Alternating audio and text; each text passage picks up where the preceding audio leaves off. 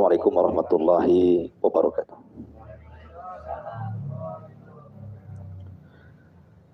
Alhamdulillah wassalatu wassalamu ala Rasulillah wa ala alihi wa sahbihi wa mawalah wa la hawla wa la quwata illa billahi wa ba'du. Alhamdulillah, di malam hari ini kembali kita bisa duduk untuk bertalabul ilmi. Salawat dan salam kita hadiahkan kepada Rasul kita Nabi besar Muhammad sallallahu alaihi wa ala alihi wasallam. Ada sebuah hadis yang menjelaskan tentang 7 perkara dari tanda-tanda nubuah kenabian Nabi sallallahu alaihi wasallam. Dan 7 tanda ini bagian daripada tanda-tanda kiamat kecil. Hadis ini dikeluarkan oleh Imam At-Tirmidzi dalam kitab Az-Zuhud dari sahabat Abi Hurairah radhiyallahu anhu. Kata Nabi sallallahu alaihi wasallam, "Badiru bil a'mali sab'an." Bersegeralah kalian banyak-banyak melakukan amal soleh sebelum datang 7 perkara.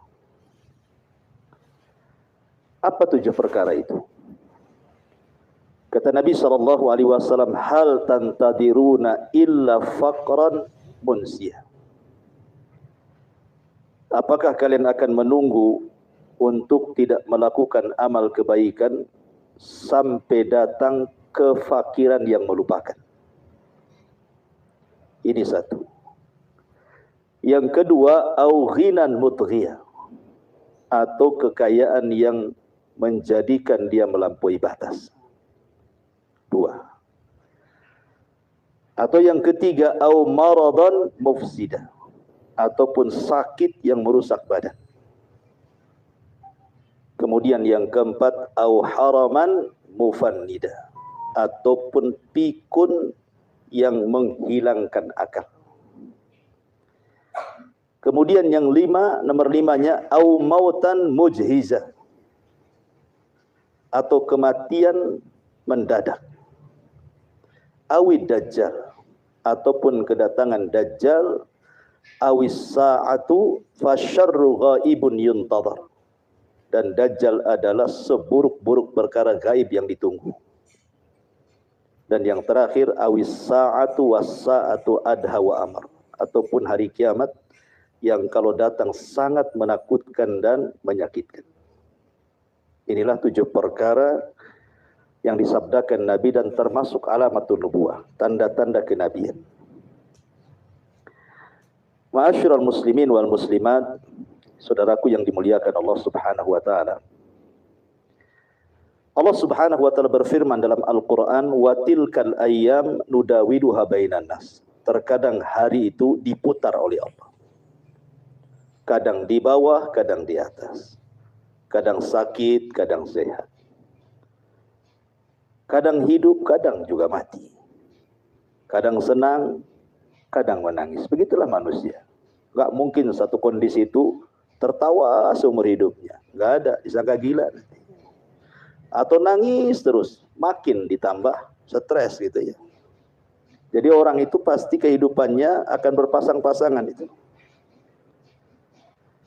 Lah 7 perkara ini disabdakan Nabi sallallahu alaihi wasallam sebagai ujian bagi kita.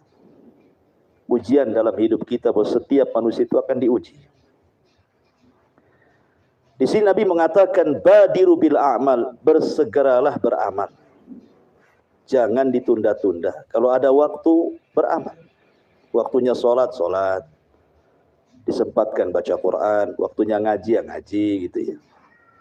Waktunya sedekah, segera, mumpung masih ada waktu. Kenapa demikian? Karena ada waktu-waktu di mana orang terhenti untuk melakukan amal kebaikan. Kata Rasul, hal tantadiruna illa faqran munsiya au ghinan mutghiyah. Apakah kalian harus menunggu sampai menjadi fakir yang melupakan atau menjadi kaya yang melampaui batas? Orang fakir itu beda dengan orang miskin. Karena kalau orang miskin itu masih punya pekerjaan tetapi tidak mencukupi, itu disebut miskin. Kalau fakir itu lebih parah, hidupnya luntang-lantung, jadi pengangguran. Biasanya orang fakir itu lebih banyak susahnya dibandingkan senangnya. Makanya bahasa Rasul au faqran munsia, ataupun kefakiran yang melupakan. Karena orang fakir itu pasti akan melalaikan semuanya. Lupa sholat, lupa zakat. Mungkin nggak mungkin zakat orang fakir, yang nerima zakat yang ada. Lupa puasa, gitu. Lupa tanggung jawab kepada keluarganya. Karena yang difikirkan orang fakir itu bagaimana caranya cari makan. Gimana caranya ini bayar kontrakan. Ya. Itulah orang fakir. Karena kebanyakan orang fakir itu biasanya dilalaikan dari agama tuh. Karena di otaknya hanya dunia saja. Mikir besok makan apa, anak saya makan apa gitu. Makanya kalau orang fakir diajak ngaji, apa jawabannya? Yang ngasih makan anak saya siapa katanya. Masa saya pulang bawa dalil katanya. Tak mungkin dimakan lah dalil itu. Jadi orang-orang fakir ini kasihan. Atau sebaliknya, atau orang kaya tapi melampaui batas. Ulama mengatakan bahwa sirrut tughyan, rahasia bejatnya orang itu rata-rata dari kekayaan. Ada orang di masa dia masih miskin, belum kaya tuh, rajin sholat, rajin ngaji, silaturahim, senyumnya lebar gitu. Itu kalau sudah kaya, pelitnya melintir itu. Bakhilnya tingkat dewa. Senyum pun dia bakhil. Apalagi ngasih duit. Ya. Karena hakikatnya orang kaya itu, kalau tidak beriman, itu kayak orang miskin. Kalau sedekah itu kayaknya hilang duitnya. Persis seperti Korun. Korun itu dulu orang baik. Jangan disangka Korun orang jahat. Korun itu pembaca kitab Taurat. Suaranya indah banget. Bani Israel suka kalau Korun baca Taurat. Suaranya bagus, qori dia. Tapi setelah minta doa Nabi Musa supaya diberikan kekayaan, diijabah pula oleh Allah. Kayalah si Korun ini. Sudah kaya, bakhil. Sudah bakhil, nentang Nabi lagi. Sudah nentang Nabi, kufur. Datang petugas zakat untuk mengambil hartanya. Apa kata Korun? Enak saja kau dapat. Innama utitu min ilmin indi. Ini loh saya kaya itu. Bukan dari Allah katanya. Bukan dari Tuhannya Musa katanya. Ini kaya ini karena kecerdasanku. Dia tidak menasabkan nikmat kepada Allah, dinasabkan pula kepada dirinya. Makanya Allah katakan fakhasafna bihi wa bidarihil arda. Allah tenggelamkan si Korun ke perut bumi seharta-hartanya. Makanya kalau orang ngorek tanah dapat uang, harta Korun kan itu ya. Sampai nemu dompet aja dibilang harta Korun. Padahal bukan dompetnya si Korun. Ya.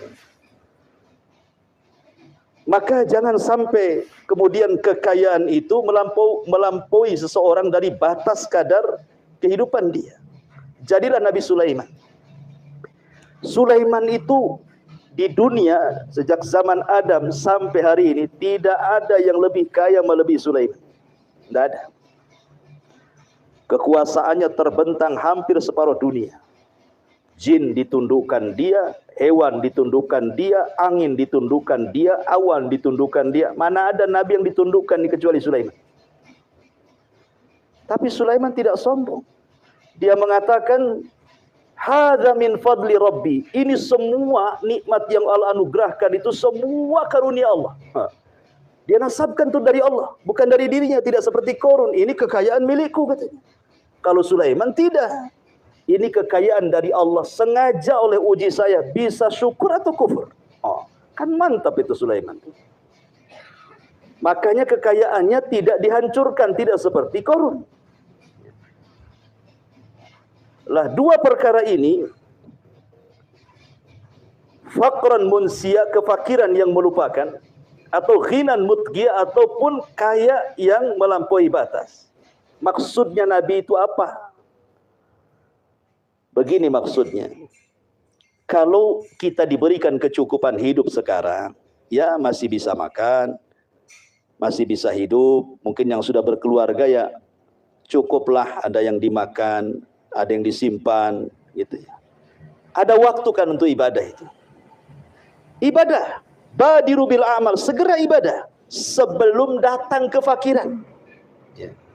Sebab kalau datang kefakiran, kata Rasul, au faqran munsia, kebanyakan orang fakir itu lupa segalanya. Karena di otaknya itu dunia. Gimana cara cari duit? Bayar kontrakan, gimana cari makan. Itu sih yang dipikirkan dia. Ya. Ataupun ketika kita susah gitu ya, belum ada pekerjaan, ya adalah pekerjaan. Ada waktu untuk ibadah. Nanti kalau Allah berikan kekayaan tuh, supaya jangan melampaui batas, karena sudah terbiasa. Karena biasanya saya ulangi tadi, kalau ketika kita fakir tidak segera beramal, kemudian jadi kaya, makin tidak bisa beramal. Saya itu punya kawan orang awam, umurnya 60 tahun, pengusaha besar, kaya orangnya. Rumahnya di mana-mana. Handphonenya saja 3 di tangannya, padahal cuma 2 tangannya. Cemana yang satunya tuh? Pegang sama apa tuh? Subhanallah, ngobrol sama saya itu tidak direken gitu. Ngobrol sebentar, maaf ya Pak Ustadz, ambil handphonenya. Dah selesai ngobrol lagi, maaf Pak Ustadz yang ini. Ya Allah, saya bilang. Jadi nggak dihargai kita ini. Padahal kekayaannya, kalaupun dia sudahlah pensiun, nggak usah kerja lagi, itu 7 turunan nggak habis itu. Tinggal ibadah saja. Ya. Tapi rupanya makin kaya ini, kayak bahasa kita, tua-tua keladi kan begitu, makin jadi dia nggak jelas ya.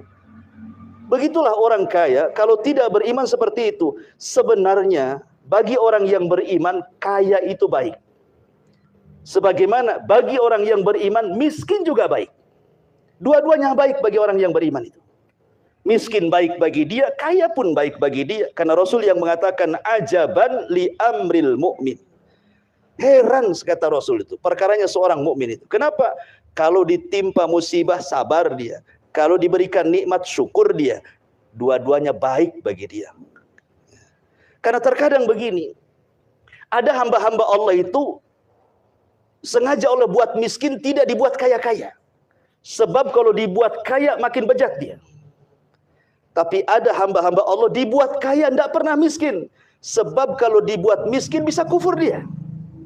Ya. Sehingga distabilkan sama Allah. Jadi orang yang beriman itu memang orang pilihan Allah. Karena apa sih yang dibanggakan? Kaya. Kekayaan itu bukan kebanggaan. Karena kekayaan itu berserikat antara mukmin dan kafir. Qarun kaya, Sulaiman kaya. Satu mukmin, satu kafir. Abu Jahal kaya, Abu Bakar juga kaya. Satu mukmin, satu kafir kan itu. Kekayaan ini berserikat. Orang kafir kaya, orang yang beriman juga ada yang kaya. Makanya tidak ada kebanggaan kekayaan itu.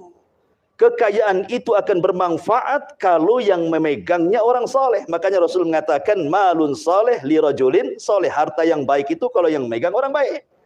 Tapi kalau yang megang orang jahat, habislah kekayaan itu. Dibuatnya jahat. Sama dengan orang miskin. Yang heran itu ada orang miskin sombong. Ini lebih parah lagi nih. Kalau orang kaya sombong, mendingan. Ada yang disombongkan. Kaya loh saya. Orang miskin sombong, apa yang masa rumahnya, bangga dengan rumahnya yang reot gitu. Nggak pantas orang miskin sombong itu. Makanya orang miskin sombong lebih berat dosanya dibandingkan orang kaya sombong. Kenapa? Karena orang miskin sombong tidak ada yang mendorong untuk disombongkan. Kalau ada orang kaya sombong, ada yang mendorong sombongnya. Kayaknya itulah mendorong sombongnya. Lah kalau orang miskin sombong ini ceritanya, apa yang mau disombongkan? Nggak ada. Makanya kata Nabi SAW, bersegeralah kalian beramal sebelum datang 7 perkara. Pertama, jangan sampai datang kemiskinan yang melupakan atau kekayaan yang melampaui batas. Ini 2. Yang ketiga, au maradan mufsida. Atau jangan sampai datang sakit yang merusak badannya. lihat orang kena stroke itu, yang terbaring itu. Saya punya tetangga itu, stroke. Itu di kursi roda saja. Saya tanya sudah berapa tahun? Sudah 3 tahun. Ngomong pun tak bisa, sudah menyon tuh ininya, mulutnya. Tidak bisa. Ini yang nggak bergerak, 2 tangannya begini. Jadi kalau ke kamar mandi dibopong sama anaknya. Sudah 3 tahun. Ya. Seolah-olah Rasul ingin mengatakan, mumpung sehat gitu maksudnya ya. Bersegera beramal. Nanti kalau sakit terduduk kayak gini, orang sakit itu susah. Ketika sehat dia bisa jalan ke sana kemari, ketemu orang si fulan si alan gitu ya. Senyum lebar, cerita bercanda, itu sehat. Orang sakit mana ada kepikiran. Mau jalan kemana, kaki pun setruk. Mau ngomong gimana, mulut pun menyon gitu ya. Nggak bisa ngomong orang sakit itu. Entah apa yang di pikiran dia, yang jelas pasti kepikiran orang sakit itu, kalau kelamaan pasti ingin mati. Kepikirannya itu. Ah, daripada saya nyibukin keluarga saya, udah dirawat, kasihan mereka, mati aja laku. Itu orang sakit ya. Biasanya otaknya itu mau mati saja. Dikiranya kalau mati itu istirahat, salah dia. Makin stres di kuburan ditanya mungkar dan nakir dia. Ya.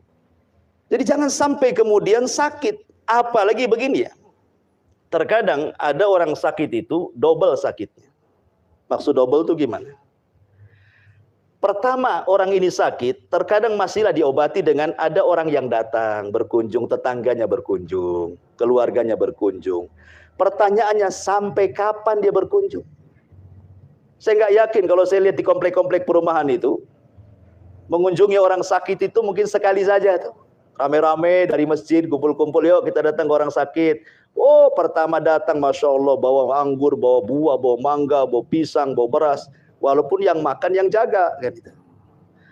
Tapi kan minimalnya, itu bisa meringankan hatinya orang sakit kan. Kalau datang berkunjung itu senang dia. Senang rasanya, itu bisa mengobati sebenarnya. Tapi berapa tahan dia berkunjung? Tidak mungkin tiap hari berkunjung. Sebulan, 2 bulan, nggak yakin. Kalau sudah sakitnya menahun, nggak ada orang yang berkunjung lagi. Bukan orang lain, keluarganya pun sudah bosan berkunjung. Paling yang ngurus orang dekatnya saja kan. Entah istrinya, entah anaknya kan. Kadang-kadang kalau istrinya jahat, minta cerai dia. Capek ngurus kau ini katanya. Bagus aku cari suami yang sehat katanya. Itu kalau otaknya diletakkan di dengkul tuh. Ya. Kayak gitu tuh. Biasanya ditinggalkan. Lah kalau sudah seperti ini nih, ya, terkadang orang sakit itu bukan dia merasakan sakit karena sakitnya, tapi karena tidak ada orang yang mengunjunginya. Sakitnya itu di sini tuh. Sampai ke dada tuh. Jadi double sakitnya, sudah sakit, nggak ada orang jenguk, makin sakit, kuadrat jadinya. Itulah susahnya orang sakit tuh. Makanya kata Rasulullah, sebelum sakit, beramal. Nanti kalau sudah sakit, ke masjid aja tidak bisa. Mau sholat betul aja, di atas sajadah tidak bisa berdiri saja orang stroke. Apalagi terduduk terbaring, makin tak bisa. Mau kemana coba? Rasul ingatkan tuh, segera beramal sebelum datang sakit yang merusak. Ini yang keberapa? Yang ketiga. Yang keempat. Kata Nabi SAW, au haraman mufannida. Segera beramal sebelum datang pikun yang menghilangkan akal. Orang pikun itu 11-12 dengan anak kecil. Umur-umur 3-4 tahun itu kurang lebih saja, nggak berakal kan. Tetapi terkadang orang pikun lebih susah ngurusnya dibandingkan ngurus anak kecil yang belum berakal, walaupun sama-sama tidak berakal. Anak kecil itu mungkin susah ya kan. Kadang-kadang nyusahin orang tuanya, kadang nangis tengah malam gitu ya. Tetapi kan kadang juga tak nangis, kadang tidur. Capeklah dibuatnya orang tua tuh, gara-gara anak kecil itu. Tetapi lebih capek lagi ngurus orang pikun. Mau kesel marah sama orang tua takut durhaka, ya kan? Tidak marah, degil, susah jadinya kan. Serba salah ngurus orang tua pikun itu, karena nggak bisa apa-apa kita. Kadang berak di celana, kencing di celana gitu. Kadang ngerusak barang kalau dia jahat. Makanya para ulama mengatakan biasanya kebiasaan orang pikun itu dilihat kepada sebelum dia pikunnya. Kalau sebelum pikunnya dia suka ngaji, suka zikir, suka ibadah, nanti kalau dia pikun itu yang keluar tuh dari mulutnya tuh. Tapi kalau sebelum pikunnya suka latah, ngomong sama orang, entah apa-apa yang diucapkan, nanti kalau pikun itu juga yang keluar. Ya. Makanya Rasul mengatakan segera beramal sebelum datang kepikunan yang menghilangkan akal. Orang pikun itu susah, ya. Ini yang keempat. Yang kelima kata Rasul, au mautan mujhizan. Segeralah kalian beramal sebelum datang kematian mendadak. Di zaman dulu kematian mendadak ya ada, tapi tidak sebanyak di zaman sekarang. Kematian mendadak itu di zaman sekarang sudah hampir tiap hari. Entah karena musibah. Lihat di Jawa Barat tuh, di Cianjur. Apakah orang yang mati itu perasan bahwa rumahnya akan gempa, kemudian ketimpa atap, kemudian mati? Kan dia nggak tahu. Kalau tahu nggak mungkin dia tinggal di rumah lah, selamat dia. Karena tidak tahu itulah dia mati di situ. Tahu-tahu mati saja, ketimpa mati. Padahal dia tidak tahu kalau akan ada gempa. Saya pernah ke Lombok, waktu terjadi gempa Lombok, satu kabupaten itu rata. Rata, bukan satu kecamatan, satu kabupaten. Itu dalam hitungan detik, bukan menit. Detik, gitu. Roboh semuanya. Ketika BMKG mengumumkan akan ada tsunami, pada naik ke gunung. Ini yang kena runtuhan, nggak sempat ditolong. Kalau sempat ditolong masih hidup. Karena takut kena tsunami, naik ke gunung, sampai di gunung tak jadi tsunami, turun lagi mau menyelamatkan, dah mati. Bayangkan. Kematian mendadak ini macam-macam, tahu-tahu banjir, tahu-tahu gempa, tahu-tahu tsunami, tahu-tahu puting beliung. Itu yang besar lah, yang kadang-kadang bukan hanya 100, bahkan ribuan jiwa itu melayang dalam hitungan menit saja. Tapi yang hari-hari tengok di jalan tuh. Anda ini sudah beli motor baru lagi, motornya baru, belum keluar platnya lagi. Ya, remnya mantap, ya kan? Insya Allah nggak akanlah kecelakaan di jalan itu, karena motornya bagus. Pelan-pelan lah kita naik motor di pinggir jalan. Semua peraturan lalu lintas dia ikuti. Rupanya bukan dia yang nabrak, dia pula yang ditabrak, mati. Coba. Di jalan raya ini serba salah. Mungkin nabrak, mungkin ditabrak. Yang ugal-ugalan banyak kena tabrak, yang hati-hati pun kena tabrak, yang ugal-ugalan. Apalagi di Batu Haji. Seliwar-seliwar nggak jalan. Kan gitu. Kayaknya nggak ada lampu merah di Batu Haji. Semua main tabrak saja kan itu. Coba bayangkan. Kematian mendadak. Kalau dulu biasanya orang yang cepat mati itu yang tua-tua. Ya, kalau dulu itu orang-orang tua itu. Sekarang enggak. Anak-anak tanggung yang banyak mati. Kenapa? Karena orang tua di zaman sekarang tak pandai naik motor. Apalagi gabung sama grup trek-trekan. Nah, ada itu anggotanya nenek-nenek, kakek-kakek, anak-anak tanggung semua. Itu yang mati-mati itu. Yang cepat mati kan itu tuh. Jadi sekarang ini yang muda-muda itu cepat mati dibandingkan yang tua tuh. Dari sini kita ketahui bahwa kematian itu tak ada tanda. Jangan dibilang kau sudah tua dekat mati, besok kau yang mati. Ya. Karena tidak bisa masalahnya. Orang tua, muda sama saja. Atau mungkin orang sakit sudah bertahun, kita katakan mau mati, banyak yang menjaga mati duluan. Ya.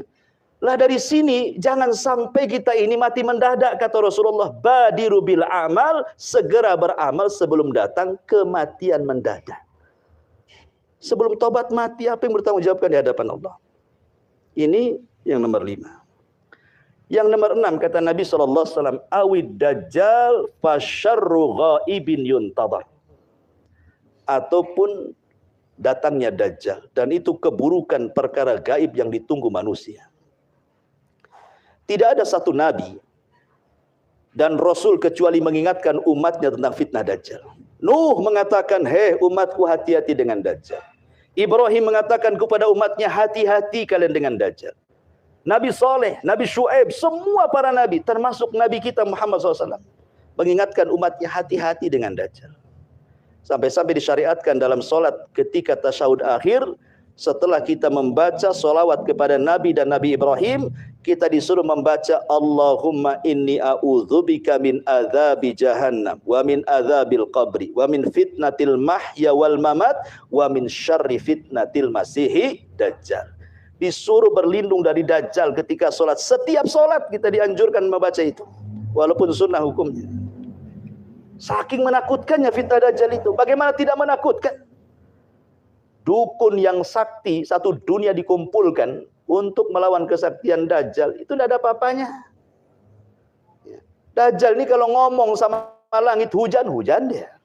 Ngomong sama bumi tumbuh, tumbuh dia. Datang ke kuburan, hei hidup kalian hidup, tuh orang yang di kuburan tuh. Walaupun itu jelmaan daripada syaitan. Tetapi begitulah kehebatan dajjal. Bayangkan 40 hari, yang satu hari pertama sama dengan setahun, satu hari kedua sama dengan sebulan, satu hari ketiga sama dengan sepekan, hari keempat dan hari ke-40 hari sama harinya seperti hari biasa, tapi itu bisa mengelilingi satu dunia loh. Gimana caranya?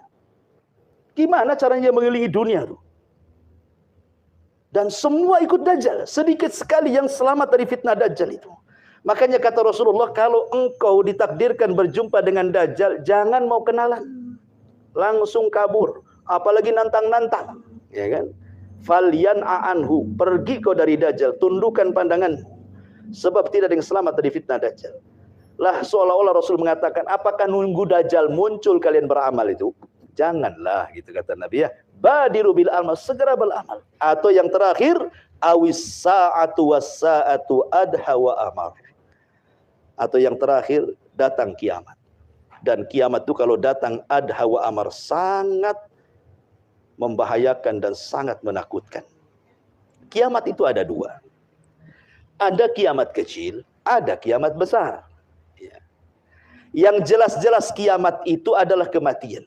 Kata Rasul, "Idza mata ahadukum qamat qiyamatuhu." Kalau mati salah seorang di antara kalian, tegaklah kiamat kepada dia. Itu yang pasti. Kenapa kematian itu sebuah kepastian? Karena Rasul membatasi umur. Kata Rasul sallallahu alaihi wasallam, "A'maru ummati bainas sittina was sab'in." Usia umatku berkisar 60 sampai 70 tahun saja. Sedikit yang melewati 70 tahun itu. Umat Islam itu sedikit. Di bawah 7 tahun rata-rata sudah meninggal. Kalaupun ada yang hidup, saya belum pernah mendengar ada orang usia 200 tahun. Paling tinggi saya pernah mendengar itu 120 tahun aja.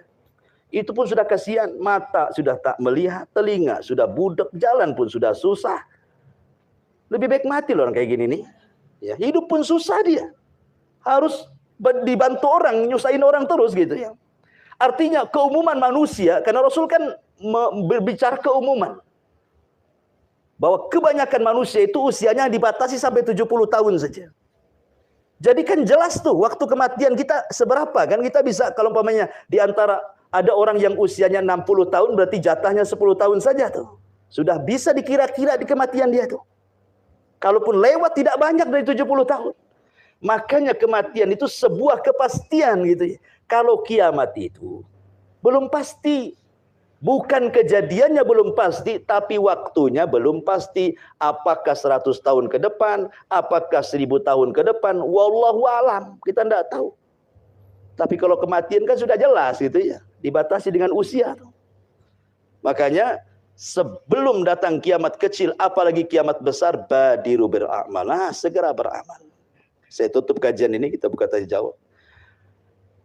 Ada seorang alim namanya Fudail ibn Iyad rahimahullah ta'ala, seorang ulama tabi'in. Dia ngobrol sama seorang kakek yang sudah 60 tahun.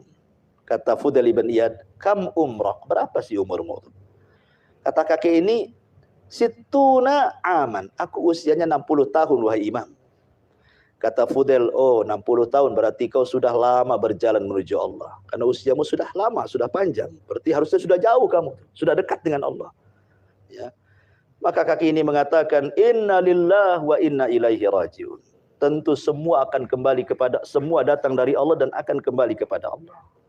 Kata Fudail bin Iyad, "Wahai kakek, tahu enggak makna inna lillahi wa inna ilaihi rajiun itu?"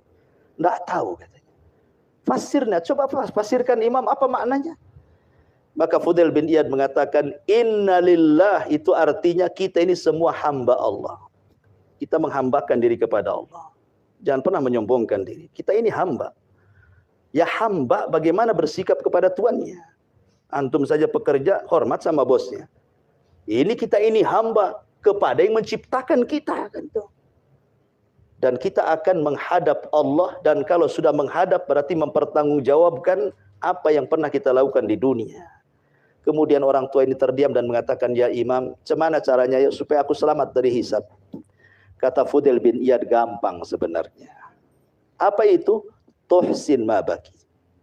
Perbaiki waktu yang tersisa untukmu, Allah mengampuni dosa yang sekarang dan yang telah berlalu. Tapi kalau engkau berbuat jahat dengan yang sekarang, Allah akan mengadab dengan waktu sekarang dan dosamu yang lalu. Ya. Artinya bahwa kalau kita sekarang mau berbuat baik, ya kan, sudah dengarkan kajian, sudah banyak hijrah, segera, kapan lagi? Ya, jangan anak muda, kan usia saya kan masih muda, belum 40 tahun. Nanti kalau sudah 40 tahun ngomong lagi, kan belum 50 tahun katanya. Nanti kalau sudah 50 tahun ngomong lagi, kan belum haji. Nanti kalau sudah haji, kan belum 2 kali. Sampai kapan tobatnya? Manusia ini tulul amal, banyak angan-angannya. Ya, makanya jangan dituruti hawa nafsu itu.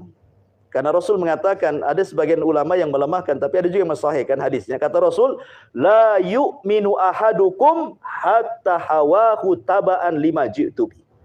Tidaklah sempurna iman seseorang sampai hawa nafsunya mengikuti apa yang aku perintahkan. Maksudnya gimana? Saya contohkan 2 manusia. Dua-duanya peminum khamr.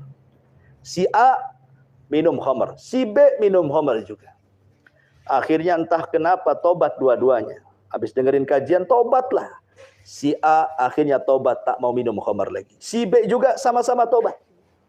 Cuman si A ini, kalau dia lihat botol khamar itu, walaupun sudah bertobat, kadang-kadang masih kepengen. Tapi takut karena haram. Ya. Yang si B ini memang murni-murni dia benci sama khamar. Kalau lihat botol maunya dihancurkan saja. Itu beda si A dengan si B ini. Karena si B ini yang betul-betul sudah hijrah, dia benci dengan maksiat, dia bisa menundukkan hawa nafsunya kepada syariat. Tapi yang si A ini belum bisa menundukkan karena masih ada benih-benih cinta itu. Ya. Ada cinloknya di situ ya, cinta lokasi minum khamr dulu itu, jadi masih kepandang tuh botol itu. Kapanlah saya minum itu lagi gitu ya. Enggak lah, haram. Itu kan masih ada hawa nafsunya di situ. Belum bisa menundukkan. Itu ya. Jadi pentingnya seseorang itu bersegera melakukan amal soleh. Wallahu a'lam. Sampai di sini. Silakan kalau ada yang mau bertanya. Ini kan nasihat.